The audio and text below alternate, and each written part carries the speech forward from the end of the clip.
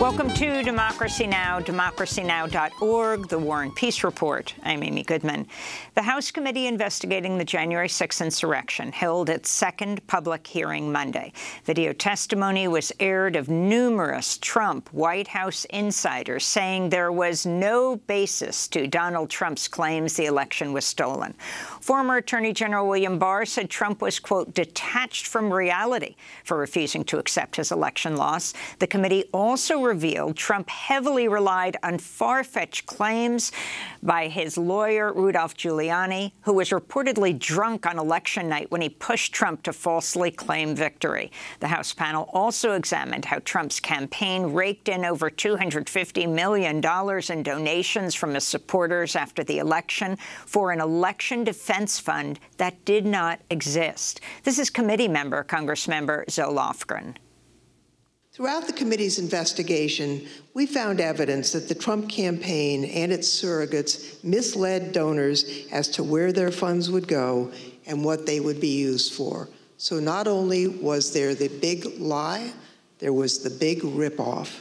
We'll spend the rest of the show after headlines on the January 6th hearing, and Democracy Now! Is live streaming all these hearings live at democracynow.org. The next one is Wednesday morning at 10 Eastern. It's primary day in Maine, Nevada, North Dakota, and South Carolina. In Nevada, Republican voters will be deciding who will challenge Democratic Senator Catherine Cortez Masto in November, in a race that could decide who controls the Senate. The Republican Senate race pits former Nevada Attorney General Adam Laxalt against retired Army Captain Sam Brown. Laxalt's a close ally of Donald Trump, who supported Trump's efforts to overturn the 2020 election. A number of other Republicans who supported Trump's coup attempt are also on the ballot today. The lives of 338,000 people who died of COVID-19 could have been saved if the United States had a universal health care system. That's the finding of a new study published in the Proceedings of the National Academy of Sciences, USA. The study also estimates a universal health care system would have saved the United States $459 billion in health care costs in the year 2020. The study's lead author, Alison Galvani of the Yale School of Public Health, told Scientific American, quote, Medicare for all would be both an economic stimulus and life-saving transformation of our healthcare system. It'll cost people far less than the status quo, she said.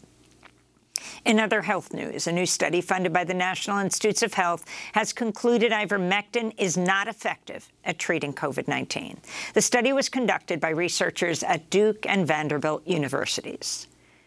The United Kingdom is expected to begin flying asylum seekers to Rwanda today as part of a new immigration policy widely decried by religious leaders and human rights groups. The UK plans to send asylum seekers to Rwanda who have crossed the English Channel into Britain, regardless of where they came from originally. Leaders in the Church of England have condemned what they describe as a, quote, immoral policy that shames Britain.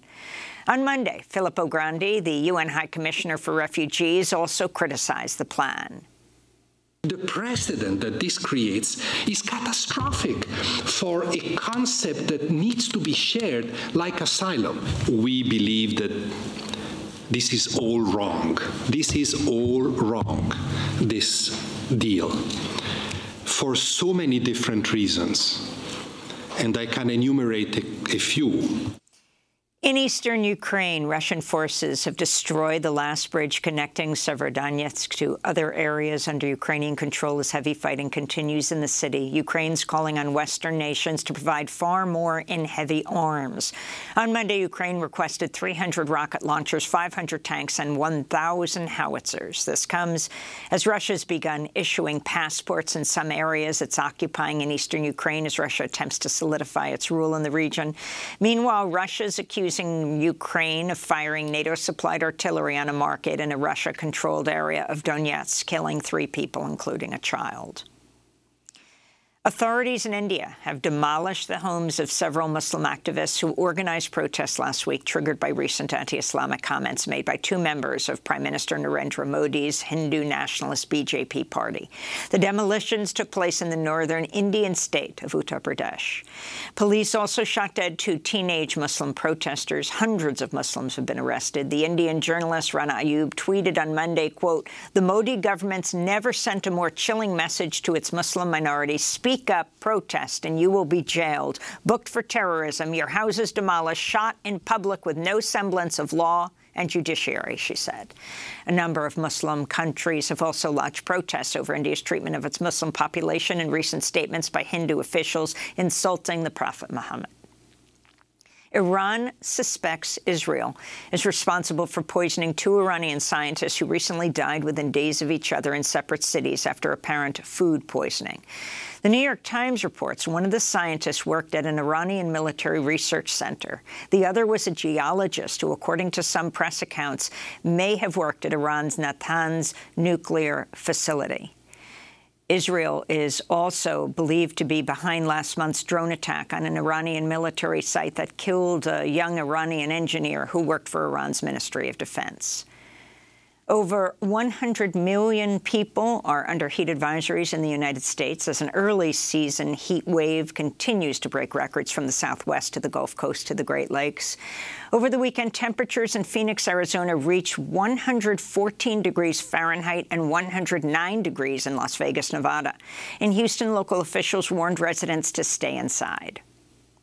When you have extreme heat, then everyone is a danger. When you suffer heat exhaustion, or heat stroke, then your vital organs, your brain suffers damages, and you could die.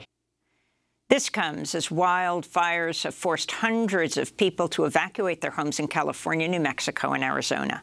According to the National Interagency Fire Center, firefighters are battling more than 36 uncontained fires. In Montana, record flooding has forced the closing of all 5 entrances to Yellowstone National Park.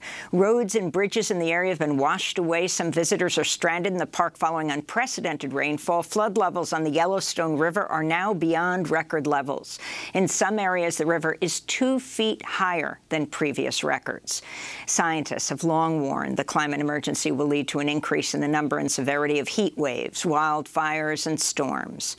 In related news, the Nobel Peace Prize laureate Malala Yousafzai joined with youth climate activists Greta Thunberg and Vanessa Nakate on Friday in a protest outside the Swedish parliament. Yousafzai talked about how the climate emergency is impacting girls across the globe. Due to climate-related events, millions of girls lose their access to schools. Events like droughts and floods impact schools directly. Displacements are caused due to some of these events, and because of that, girls are impacted the most. They're the first ones to drop out of schools, and then the last ones to return as well. In Ohio, Republican Governor Mike DeWine has signed a bill to make it easier for teachers and staff to carry guns in school. Under the new law, teachers and staff will need just 24 hours of training, down from 700 hours. Teacher unions and the Fraternal Order of Police of Ohio have opposed the new law. The U.S. Supreme Court issued 2 rulings on Monday, which will make it much harder for people in immigration custody to challenge their detention.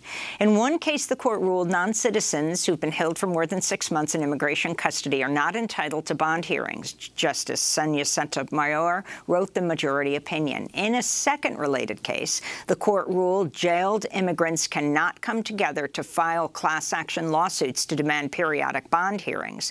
But in this case, Sotomayor wrote a partial dissent, noting, quote, "Today's holding risks depriving many vulnerable non-citizens of any meaningful opportunity to protect their rights."